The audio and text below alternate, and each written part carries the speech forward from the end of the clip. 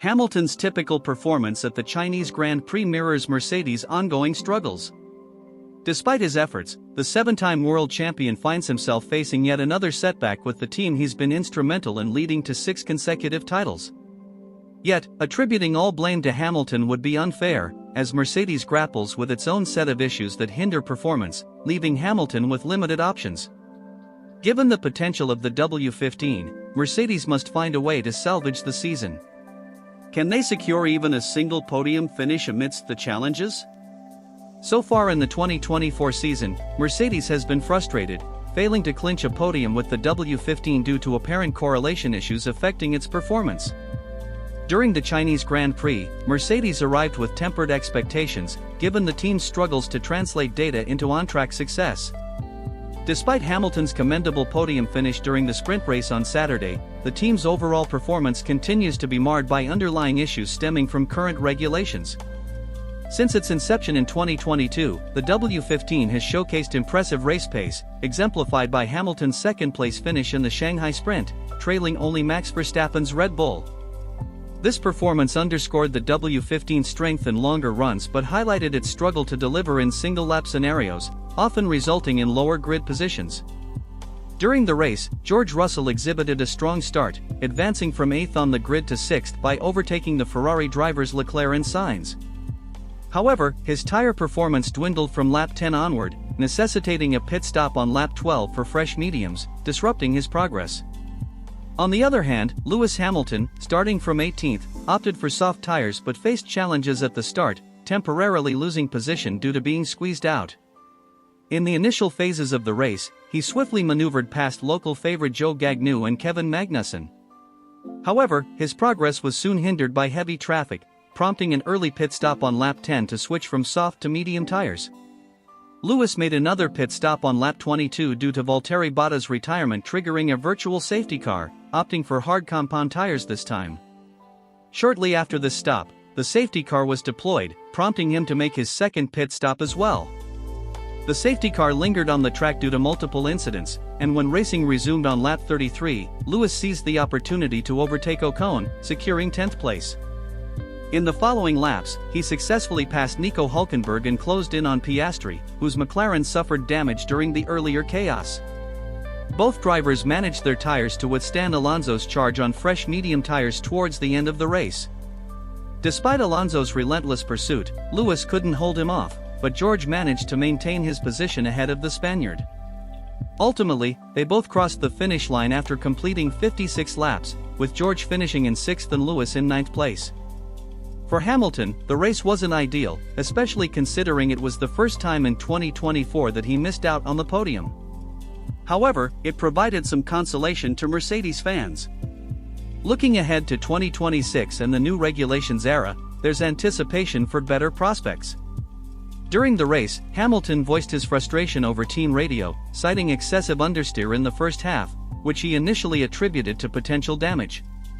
However, it turned out to be a setup issue rather than damage caused by debris. Reflecting on the performance, Hamilton acknowledged the need for better setup decisions to improve competitiveness, especially in comparison to George Russell's impressive 6th-place finish. Mercedes, despite facing challenges in adapting to new rules and situations, is undergoing a rebuilding phase under Wolff's admission. Acknowledging the current circumstances is crucial as they strive to regain their competitive edge. In the realm of Formula One, Mercedes finds itself grappling with a disappointing performance trajectory, albeit one that still holds merit considering the team's tenure in the sport. Placing third in the championship standings in 2022 marked a significant downturn from their second-place finish the previous year, with the 2024 car struggling to consistently challenge at the forefront of the grid. Measured against their own lofty standards, Mercedes' start to the 2024 season has been lackluster. Currently occupying a distant 4th in the Constructors' Championship, they cling precariously to their position, with Aston Martin trailing closely behind and McLaren commanding a substantial lead. Such a position hasn't been witnessed since the 2011 season, a testament to the team's current struggles. Despite hopes for a resurgence following a significant car overhaul, it was always a tall order for Mercedes to bridge the gap to Red Bull's dominance in a single offseason. However, the reality of slipping further behind in competitiveness has proven disheartening. While Max Verstappen and Red Bull soar in a league of their own, Mercedes faces an uphill battle merely to secure the title of best of the rest. Team principal Toto Wolff remains pragmatic about the team's prospects for the 2024 and 2025 seasons, acknowledging the current challenges while maintaining a focus on competing for victories in championship contention. Looking ahead, the prospect of the 2026 rule overhaul looms as a potential reset button for Mercedes and their competitors, offering a realistic opportunity to challenge Red Bull's supremacy. Despite the current trials, Wolff emphasizes the importance of progress and growth, even if it entails short-term setbacks. The next 18 months hold the promise of potential highlights and an upward trajectory, with hopes pinned on tangible improvements as Mercedes strives to reclaim its competitive edge. Meanwhile, former rivals like Ferrari have surged ahead, leaving Mercedes to navigate a challenging landscape with resilience and determination. Mclaren has maintained its impressive performance from the previous season, demonstrating a noticeable advantage. Aston Martin's Saturday performance often secures them a favorable starting position, translating into an advantage on race day. However, questions arise regarding the true prowess of their chassis during their dominant period from 2021 to 2024, particularly considering their substantial engine advantage during that time. The significance of their engine superiority potentially masked any shortcomings in their chassis and aerodynamic setup, resulting in an overall faster car. Yet, the trade-off between top speed and downforce remains unclear. Red Bull, previously competitive on tracks where engine power was less crucial, now struggles to match Mercedes' pace, indicating the importance of power unit advantages under current regulations.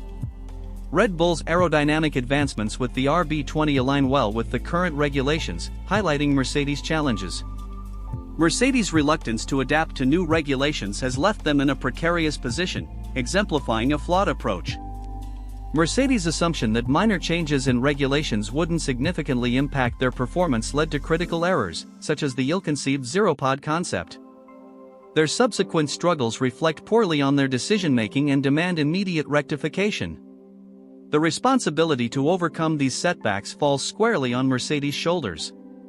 Can they regain their former strength? We invite you to share your thoughts and perspectives in the comments section below. As you scroll down, subscribe to the channel for timely notifications of our upcoming uploads, ensuring you stay informed about the developments in the